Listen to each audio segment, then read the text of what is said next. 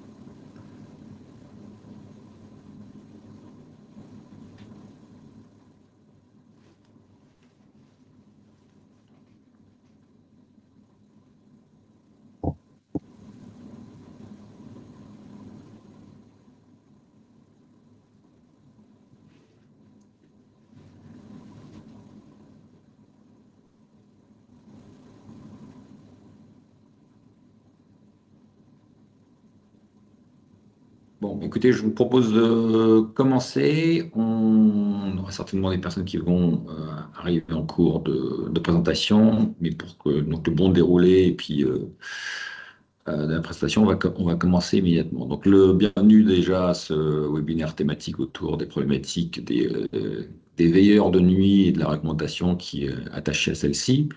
Euh, euh,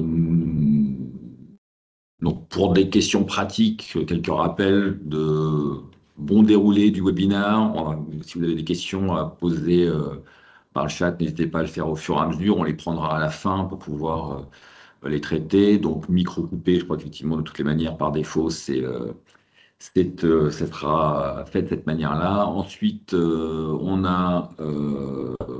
on fera des petites interactions pendant ces 20-25 minutes de webinar avec voilà, des sondages au fur et à mesure pour donner un peu d'interactivité au webinar. La présentation est enregistrée, on vous communiquera la vidéo en fin de session. Et enfin, aussi également un kit des démarches en fin de webinaire vous sera aussi proposé avec toutes les démarches administratives que vous pourrez récupérer. Donc déjà, une brève présentation de Sésame Technologies. Qui sommes-nous? On est donc constructeur et développeur français depuis 2012 de ce qu'on appelle des serrures connectées, donc de pouvoir offrir une expérience digitale aux clients, notamment dans l'hôtellerie, mais pas que, puisqu'effectivement on traite aussi d'autres secteurs comme les locations de bureaux, les clubs de sport et autres. Aujourd'hui, Sésame, c'est plus de 1400 installations, plus de 4000 clés digitales délivrées chaque journée, donc ce qui fait plusieurs millions de clés sur l'année. Et donc, on se pose aujourd'hui comme un acteur spécialisé et de pointe sur le secteur. Alors, on fait de la clé digitale, mais pas que. Alors, même si c'est pas l'objet de notre présentation aujourd'hui, on va pouvoir aussi faire ce qu'on appelle une guest app. Donc, ça veut dire donner aux clients qui arrivent tout un tas de services supplémentaires qui vont aller du room service, de l'enregistrement, donc en proposant voilà, de mettre à disposition sa pièce d'identité pour vérifier l'identité du voyageur, jusqu'effectivement à des outils de gestion de tickets. Euh, Aujourd'hui, nous sommes aussi en partenariat donc avec voilà, un acteur reconnu sur le domaine. Je vais passer la main brièvement à Thibaut pour qu'il nous explique aussi une des briques aussi essentielles dans ce dispositif qu'on met en place, voilà, qui est notamment la télésurveillance. Je vais le laisser présenter sa société. Ça marche. Bonjour à tous. Donc, merci d'être présent à ce webinaire. Barken, qui on est? On est un groupe 100% français, créé il n'y a pas si longtemps que ça, en 2018, avec des rachats d'entreprises de la croissance externe. On a racheté aujourd'hui 19 entreprises avec à minima 35 ans d'ancienneté. C'est pour ça qu'on a un savoir-faire de 40 ans. On a une implantation nationale parce qu'aujourd'hui, on représente 750 collaborateurs répartis sur 37 agences. Donc, vous voyez le maillage. Aujourd'hui, Barken interagit sur 4 gros pôles. La sûreté, qui est un vrai élément aujourd'hui sur ce webinaire, la vidéosurveillance, l'intrusion, le contrôle d'accès, justement via Sésame, et également la télésurveillance, l'automatisme avec les barrières, les bornes de vente, la sécurité incendie qui va de pair avec tout ce qui va être les extincteurs, les blocs d'issue de secours, les détections, incendie, évacuation, et le dernier bloc qui est le téléservice avec notre propre centre de télésurveillance qui va être un sujet de tout à l'heure lors de notre webinaire. Donc aujourd'hui, Barken est un acteur national répondant à tout le domaine sûreté électronique. Voilà aujourd'hui qui on est. Moi, je me présente Thibaut Rousseau. Je suis ingénieur commercial confirmé depuis 4 ans chez Barken et je suis basé physiquement sur l'agence de Nantes.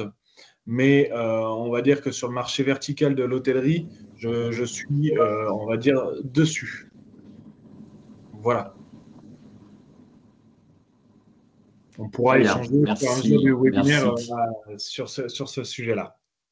Très bien, merci Thibaut. On aura l'occasion, je pense, de rééchanger sur la suite. Donc, les problématiques du veilleur de nuit, la réglementation, donc, et notamment effectivement les problématiques de rentabilité. Donc, on va aborder en fait donc, plusieurs aspects dans cette thématique. La première, effectivement, est un aspect plutôt juridique, dans lequel on va regarder très concrètement la loi et qu'est-ce qu'elle dit et comment on peut s'y référer et puis voilà pouvoir avancer concrètement par rapport à ça, tous les impacts que peut avoir aussi ce changement potentiel d'organisation et enfin les démarches à établir. Le premier, en fait, c'est relativement factuel, hein. On peut être précis et sans appel sur le sujet. Voilà ce que dit le texte de loi. Donc, tous les hôtels de première catégorie, c'est-à-dire les capacités d'accueil supérieures à 19 personnes, doivent assurer une permanence de sécurité 24 heures sur 24. Donc, tous les ERP de type 0, donc ça veut dire effectivement, pour rappel, le ERP de type 0, donc c'est toute l'hôtellerie en général, hein. Donc, on ne va pas rentrer dans le détail, mais en fait, c'est vraiment ce que ça constitue, de première à quatrième catégorie. Donc là, encore une fois, un petit rappel sur le sujet. Ces catégories segmentent par un nombre de personnes accueillies potentiellement dans l'établissement. Donc ça peut aller jusqu'à la quatrième catégorie. Première à quatrième catégorie, ça va jusqu'à 1500 personnes dans un établissement. Donc là, ça peut effectivement être des gros établissements. Doivent assurer une présence humaine 24 heures sur 24, et donc sauf dérogation. Donc là, effectivement, ce qu'on va aller regarder, c'est bien évidemment cette partie-là, et puis également cette permanence de sécurité. Donc là, il est clair que on a une définition qui, comme ça, de prime abord, semble assez stricte et assez cadrée, mais elle autorise en fait effectivement une dérogation. On va voir comment aller dans ce sens-là. Donc, déjà, effectivement, la sémantique est vraiment très, très importante, hein. C'est ici, on voit une permanence de sécurité. Alors, qu'est-ce que c'est une permanence de sécurité? Ça ne veut pas obligatoirement dire, effectivement, que vous avez quelqu'un de présent physiquement sur le lieu pour pouvoir assurer la sécurité de l'établissement. La permanence de sécurité, on pourra en discuter aussi avec Thibaut en long, en large, en travers, c'est aussi avoir des outils qui permettent d'assurer cette sécurité. Donc ça veut dire effectivement potentiellement des outils de télésurveillance. On pourra en discuter aussi de manière plus approfondie si vous le souhaitez, mais on a aujourd'hui des outils technologiques qui sont capables de détecter voilà, si quelqu'un tombe dans un couloir, s'il fait un malaise, ce genre de choses, et peut-être même de manière plus automatique que ne pourrait le faire un veilleur de nuit qui, la plupart du temps, reste à l'accueil. Donc là, on a également, effectivement, on va retomber sur notre catégorie de RP de type 0, donc là, vraiment, tout ce qui est hôtellerie. Et enfin, voilà, de première à la quatrième catégorie. Donc ça veut dire que si on récapitule, en fait, l'intégralité de cette définition, à partir du moment où on assure cette permanence de sécurité dans ces établissements, on va pouvoir rentrer dans le cadre. Après, on a l'obligation d'accueil des clients. Là, les textes sont relativement formels sur le sujet. Il n'y a pas d'obligation légale sur le sujet à accueillir. D'ailleurs, effectivement, en pas mal de cas de figure, vous pouvez avoir des bornes de check-in automatiques, hein, ce qui existe déjà dans quelques hôtels, des applications de clé digitale comme la nôtre, et également des accueils à distance, vidéoconférence, téléphone, etc. On a même vu récemment une demande où un de nos clients demandait en fait est-ce qu'on pouvait mettre un écran à l'accueil qui pourrait interagir directement avec une personne physique, mais qui n'est pas physiquement dans les locaux au moment de l'interaction. Donc tout ça, il n'y a pas d'obligation en tant que telle d'accueillir physiquement le client aujourd'hui. Après, il y a effectivement plusieurs impacts à ça derrière. Donc, en admettant effectivement qu'on soit capable de démontrer et on le verra tout à l'heure, de poser un dossier qui va nous permettre d'avoir cette dérogation, il y a bien évidemment tout un tas d'impacts derrière qui vont avoir lieu et qu'il faut, j'allais dire, un minimum anticiper avant de pouvoir faire ce dossier de dérogation. Bon, il y a des impacts organisationnels, donc on va le voir. Effectivement, tout ça, ça ne se fait pas comme ça en un claquement de doigts. On pourra d'ailleurs vous témoigner de l'expérience de certains de nos clients, notamment sur l'aspect de la clé digitale. Des aspects, bien évidemment, économiques, et puis effectivement, par répercussion, d'assurance. Les premiers aspects, en fait, les aspects organisationnels, ils sont bien évidemment relativement importants. Et si on se réfère en fait au monde qui nous entoure aujourd'hui, hein, donc c'est vrai que notamment on voit tout un tas d'automatismes qui se mettent en place en ce moment tant dans les supermarchés où effectivement on va essayer d'automatiser certains processus. Et d'ailleurs, on peut, d'une manière très générale, ne faire que constater que là où avant, il y avait une partie du service qui était assurée par la société qui vendait le service, là aujourd'hui, c'est souvent le client qui se met à l'œuvre, notamment lorsqu'on va acheter son billet de train ou lorsqu'on va passer un portique avec à l'aéroport. Tout ça, c'est effectivement une société qui s'inverse et qui fait qu'aujourd'hui, voilà, c'est plutôt le client qui travaille plutôt que ce qui se passait avant. Et donc tout ça dans une optique de... Alors là, bien évidemment, on n'est pas la question de savoir si c'est bien ou pas bien. On va rester, nous, dans le cadre de ce que la loi propose et se dire que voilà, ça c'est une possibilité. On ne va pas débattre en fait du bien fondé ou pas de cette possibilité. Tout ça, voilà, ça nous mène à dire que quand on passe d'un système effectivement où on a des personnes physiques, on a pas mal de processus à revoir. Et donc là où avant, par exemple, on avait potentiellement une personne qui pouvait donner l'alerte s'il y avait un problème voilà, de sécurité via les systèmes. Quand on met en place un système de télésurveillance, c'est vrai que ça change un petit peu les choses. Même chose pour de l'accueil digital. C'est vrai que quand un client doit faire son processus par lui-même, ben, il faut lui expliquer, il faut lui annoncer qu'il va rentrer dans quelque chose qui est beaucoup plus moderne que ce qu'il a pu connaître jusqu'à maintenant et pouvoir accompagner tout ça. Et ça veut dire accompagner le client, mais ça veut dire également accompagner le personnel. Et là, effectivement, on ne peut que constater que c'est quelque chose qui nécessite un engagement en fait du, euh, de la direction de l'hôtel pour former les personnes, pour leur dire, bah voilà, vous aviez l'habitude de travailler de telle manière, maintenant vous allez travailler d'une autre, et d'essayer de les tenir au fur et à mesure. Il est vraiment très très courant de voir que bah voilà, chasser le naturel il revient au galop, qu'on laisse un petit peu la bride lâche vis-à-vis des personnes qui ont travaillé d'une certaine manière. On a tendance à dire, et c'est ce qu'on entend nous relativement régulièrement, bah oui, mais j'ai toujours fait comme ça, et donc on peut partir d'un point A vers un point B, mais souvent on a tendance à revenir au point A assez facilement. Donc voilà, donc ici on a bah, ces différents points, l'accompagnement au changement hein, qui est crucial. On a, alors je ne sais pas si on a parmi les personnes qui assistent à cette présentation quelques cabinets de conseil ou des consultants qui sont là. Là, ils ont vraiment une valeur ajoutée importante pour favoriser effectivement cette transition digitale.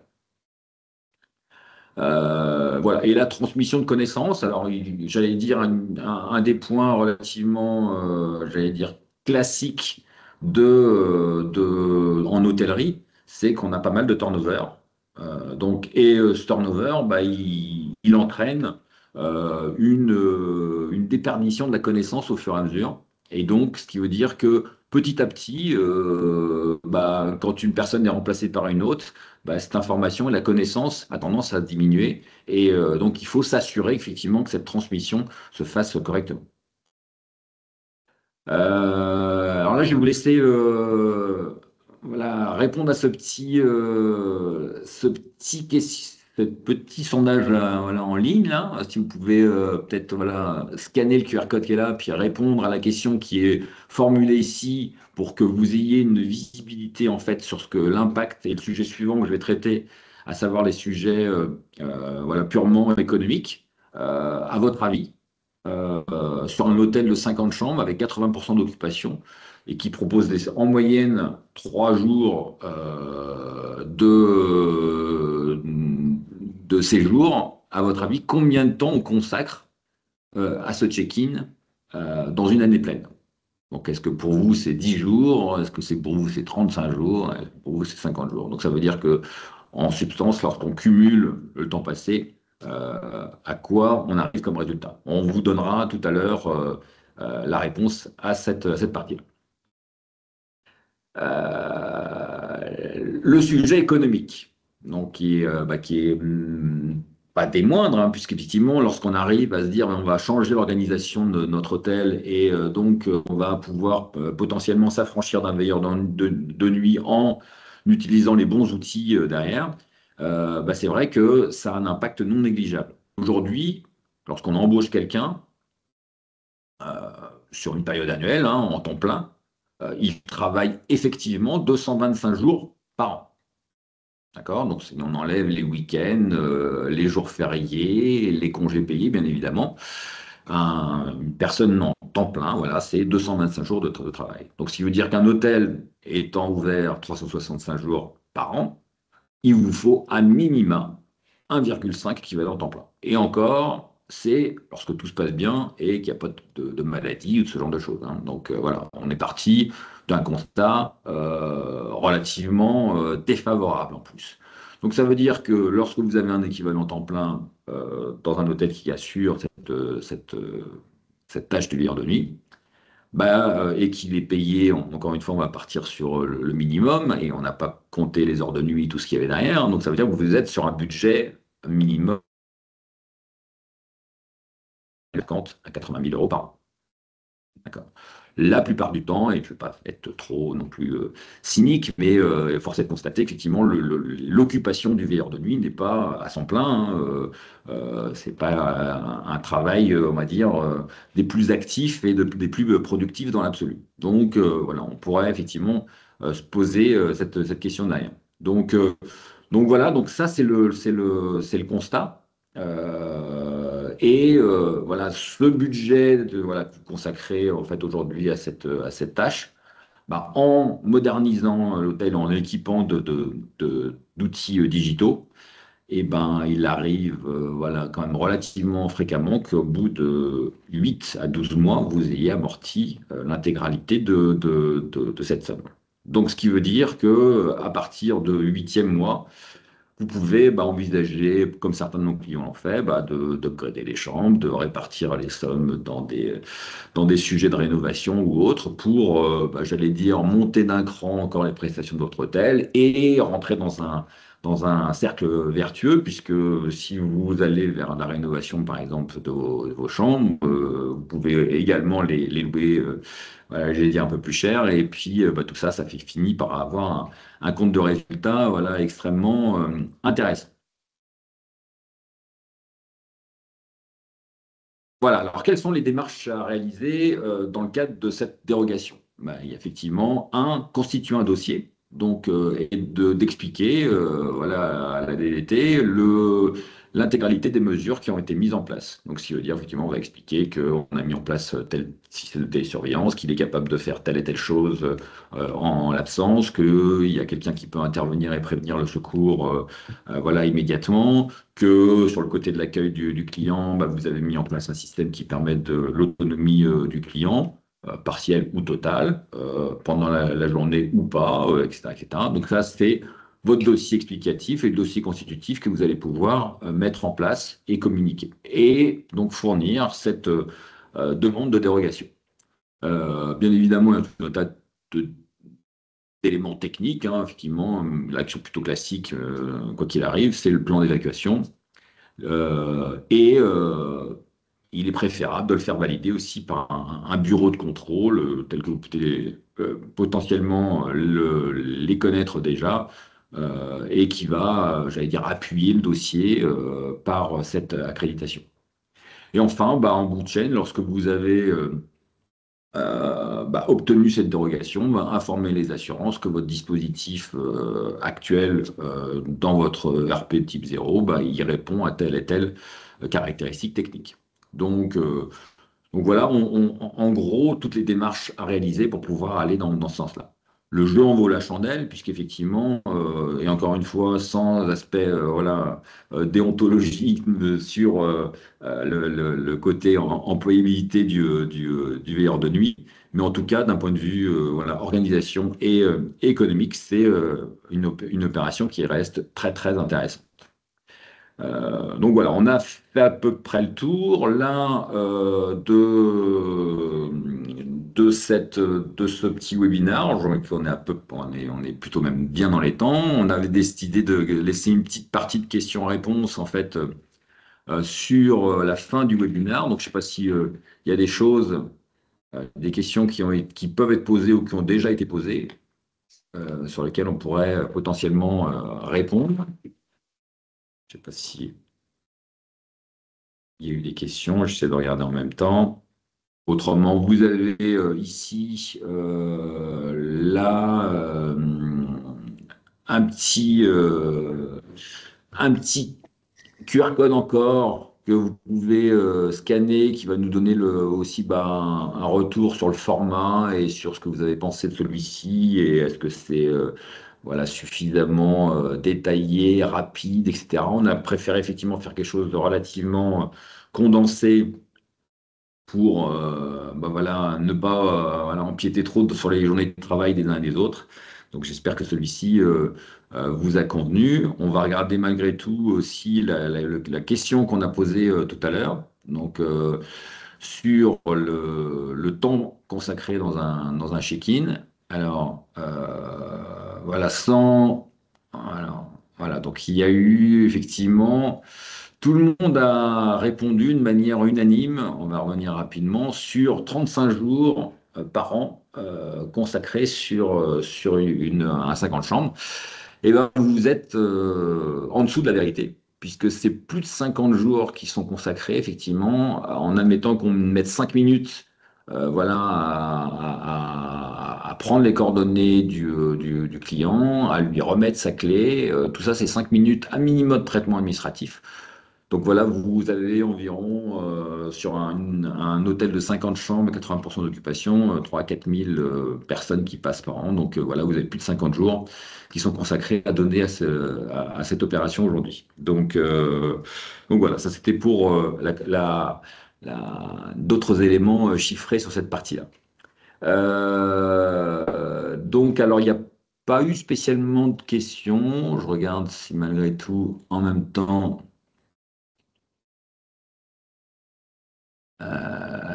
Non, bah écoutez, c'est que visiblement tout a été très, très clair. Bon, comme précisé, on va vous envoyer le lien de la visio derrière, et puis vous pourrez potentiellement regarder de nouveau. Et puis, bah, comme promis, le kit des démarches, et puis la présentation qui a été faite aujourd'hui. Donc, bah, si vous n'avez pas d'autres questions, on va pouvoir conclure sur ces derniers mots et puis bah, vous souhaiter une bonne journée. Si vous avez bien évidemment des questions, n'hésitez pas à nous contacter directement. Je mets rapidement ici pour ceux qui le souhaitent. Voilà nos contacts. Il y a également Thibaut voilà, de la société Barken qui se tient également à votre disposition. Et puis, bah, voilà, n'hésitez pas à nous recontacter le cas échéant. Il y a eu une question, catégorie 5, nous ne sommes pas concernés. Bah, là, du coup, la réglementation est plus souple, puisque effectivement, lorsque vous sortez de ça, vous pouvez directement aller dans ce genre de démarche, sans les contraintes. Donc, c'est plus simple. Voilà, bah, écoutez, merci à tous et puis bonne fin de journée. Merci beaucoup, n'hésitez pas. Merci. À très Au bientôt. revoir. Au revoir. Au revoir. Il y a gentil.